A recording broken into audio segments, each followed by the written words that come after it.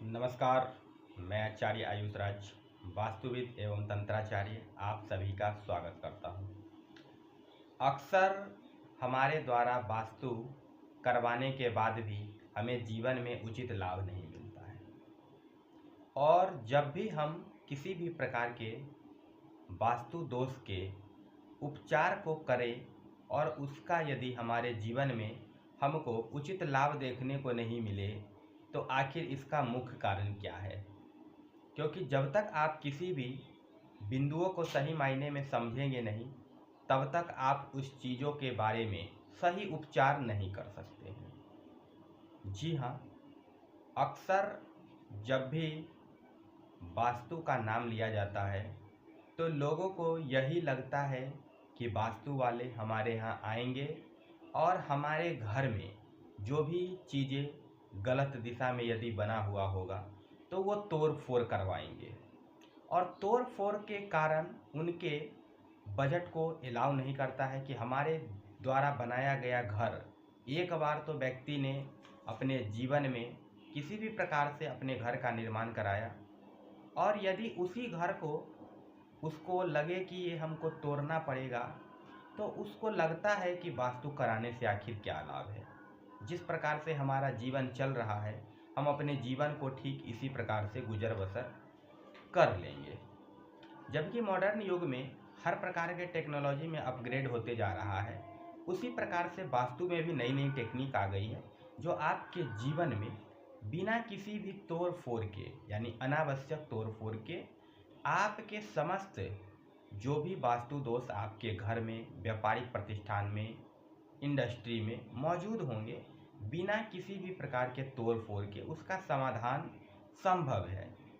आज अभी के समय में ऐसे ऐसे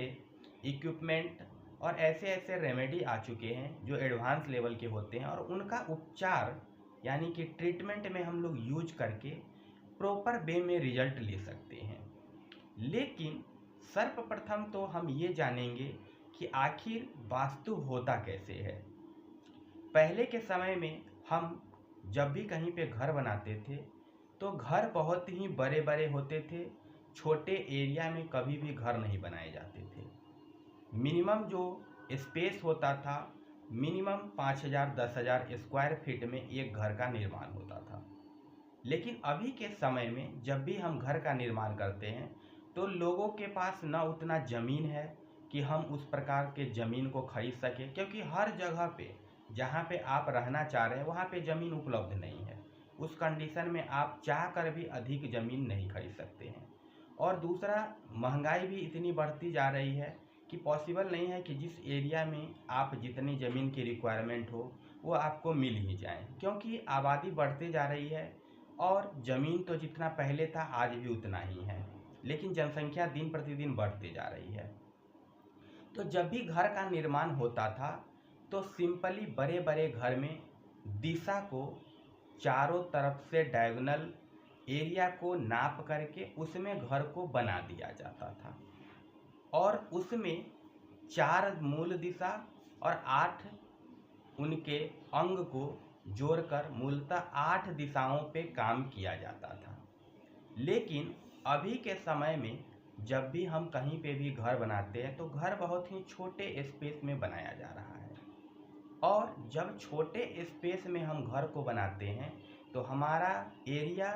श्रिंक हो जाता है और उसी के अंदर हमारे सारे डायरेक्शन आ जाते हैं। तो जब भी हम किसी भी जगह पे सही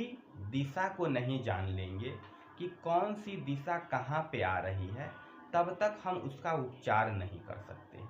तो सर्वप्रथम किसी भी भवन का, बिजनेस प्रेमिसेस का वास्तु करने के लिए हमारे पास 16 डायरेक्शन का ग्रिडेड मैप होना अनिवार्य है। जब हम किसी भी मैप पे गूगल अर्थ के द्वारा प्रॉपर डिग्री लेकर के उस मैप को ग्रिड कर लेते हैं तो हमें पता चल जाता है कि कौन सी दिशा कहाँ पे आ रही है, और उस दिशा के आधार पे जब भी हम ट्रीटमेंट करते हैं तो 100% रिजल्ट हमें मिलेंगे। क्योंकि वास्तु एक ऐसा विषय है जिसमें आप अपनी सारी समस्याओं का समाधान कर सकते हैं। वास्तु जितना सुनने और समझने में छोटा विषय लगता है, ये उतना है नहीं। ये तो एक विशाल समुद्र है और विशाल समुद्र में अनेक प्रकार की खजाना भरे पड़े हैं और हम उसका उपयोग करके अपने जीवन से जुड़ी हुई समस्त परेशानियों से छुटकारा पा सकते हैं। तो जब भी हम वास्तु करते हैं तो हमें जिस भी जगह का वास्तु करना है वहाँ का प्रॉपर मैप होना मस्ट है। और जब हमारे पास मैप होगा तो क्लाइंट की समस्या जिस भी दिशा से आ रही होगी उस दिशा में अवश्य कुछ न कुछ वास्तु दोष जरूर मिलेगा। दूसरा मूल होता है कि हम अभी के समय में सिर्फ और सिर्फ ओरिएंटेशन पे ध्यान दे रहे हैं कि हमारा बेडरूम किस दिशा में बनना चाहिए, टॉयलेट किस दिशा में बनना चाहिए, किचन किस दिशा में बनना चाहिए। ये तो इम्पोर्टेंट है ही, लेकिन उससे भी ज़्यादा इम्पोर्टेंट हमारी भूमि की ऊर्जा है। जब भी आपका लैंड का एनर्जी सही नहीं होगा,